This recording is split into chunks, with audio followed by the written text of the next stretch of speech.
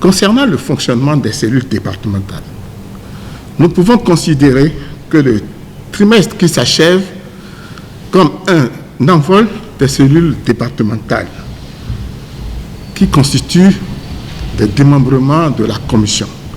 En effet, toutes ces cellules ont pris le relais des activités de la commission dans leurs départements respectifs.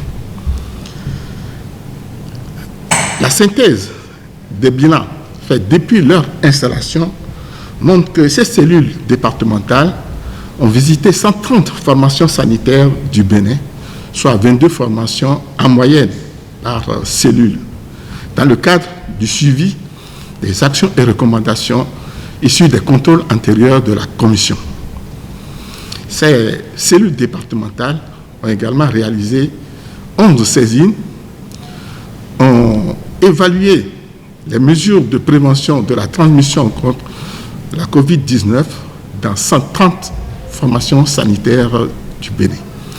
Elles ont également participé aux activités des comités de crise des préfectures.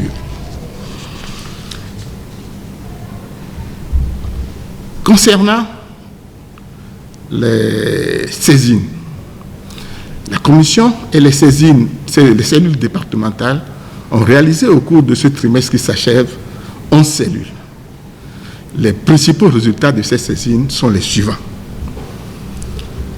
La commission a investigué au sujet d'un message posté le 24 juin 2020 sur WhatsApp intitulé « L'injection fatale ». Ce message mettait en cause la compétence de certains agents de santé de la clinique universitaire d'accueil des urgences du CNHU de Cotonou.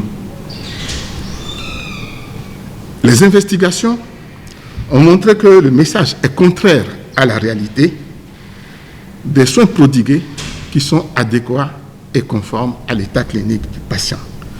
Il s'agit là d'une fausse alerte par une allégation mensongère frisant la diffamation. C'est pourquoi la Commission en appelle à la conscience des administrateurs des forums de discussion afin qu'ils vérifient la véracité des informations avant de les lancer sur les réseaux sociaux. Le rançonnement des patients en détresse est une déviance qui continue malheureusement dans certaines de nos formations sanitaires. Les faits scandalisés par le rançonnement dont ils ont été victimes de la part du personnel de santé du service des urgences du centre hospitalier universitaire de zone d'Abo-Mekalavi dans la nuit du 14 au 15 juillet 2020, les parents d'un patient en état de coma suite à un accident de la circulation ont porté plainte auprès du ministre de la Santé. Les investigations ont montré que réellement il existe des rançonnements des usagers dans ce service des urgences de l'hôpital de zone d'Abo-Mekalavi. Il y a également un manque de transparence dans les mouvements de l'ambulance de cet hôpital. C'est aussi le cas de l'hôpital de zone de Basila, où des agents de santé ont perçu, sans donner de reçu, les frais d'utilisation de l'oxygène non dispensé. Ces deux agents en cause ont reconnu l'illégalité de leur acte et ont restitué la somme indûment perçue, estimant que c'était une erreur. Selon la gravité des faits et de la culpabilité des mises en cause dans ces cas de rançonnement, des propositions d'action ont été faites à l'autorité pour décourager à jamais ces comportements dans nos hôpitaux et autres formations sanitaires. Pour contribuer à mettre fin à cette déviance, la Commission exhorte les usagers à la rigueur, en payant toutes leurs prestations à la caisse de la formation sanitaire, en réclamant les reçus pour leur paiement et en identifiant les agents de santé indélicats. L'administration des formations sanitaires devra aussi prendre des dispositions pour que le personnel de service soit clairement identifié par les usagers, notamment par le port des badges. Sur un autre plan, nous avons reçu sur le 91 41 41 41 le numéro WhatsApp de plainte du ministère de la Santé, une plainte nous demandant de venir au secours des bébés de la néonatologie du centre hospitalier universitaire départemental de Lomé à Porte-Novo, car ces parents doivent payer 2 000 à 5 000 francs à chaque équipe pour que le personnel soignant puisse effectuer les soins à leur nouveau-né. Les investigations sont en cours, mais nous voulons demander aux agents de santé d'arrêter de tels actes qui n'honorent pas du tout notre corporation. Autre constat, certains cabinets et certaines cliniques d'accouchement continuent de pratiquer l'exercice illégal de la médecine. Ce faisant, ils ne respectent pas leur cahier de charge, ils occasionnent des dégâts humains par défaut de pertinence des diagnostics et par inadéquation des traitements. Ils réfèrent ces patients lorsque la situation est désespérée. C'est le cas du centre de soins, la délivrance, situé à Agongo, dans l'arrondissement de Lobogo, commune de Bopa. C'est aussi le cas de la clinique d'accouchement de Barka, de la ville d'Abomey-Calavi. C'est aussi le cas du cabinet de soins infirmiers Le Verso à Dassa et le cas du centre de santé humanitaire de l'ONG Sève Basico 2000 à Gla de Cotonou. Pour ces centres de soins, la Commission a recommandé leur fermeture.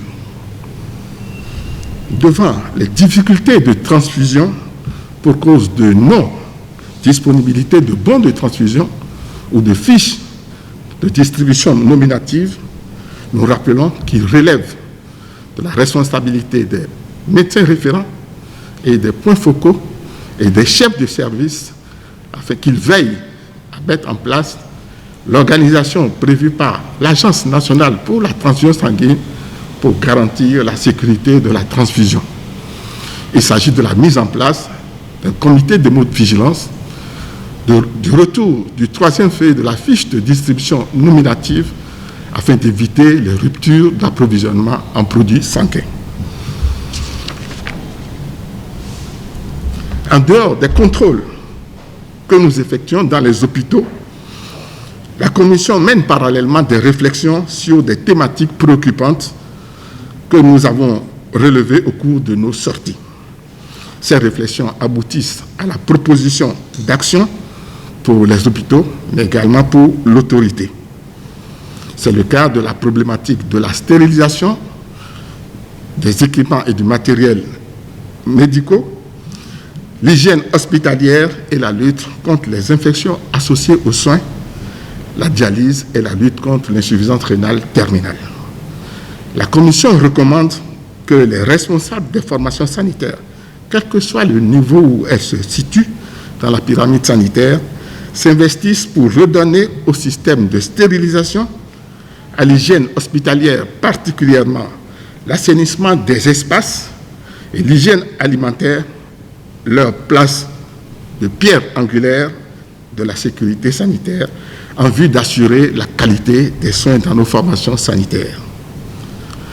En cette période de Covid-19, malgré la stabilité actuelle des nouveaux cas, continuons à observer les mesures barrières afin d'éviter une flambée de la maladie. Que Dieu nous donne la grâce d'avancer. Je vous remercie.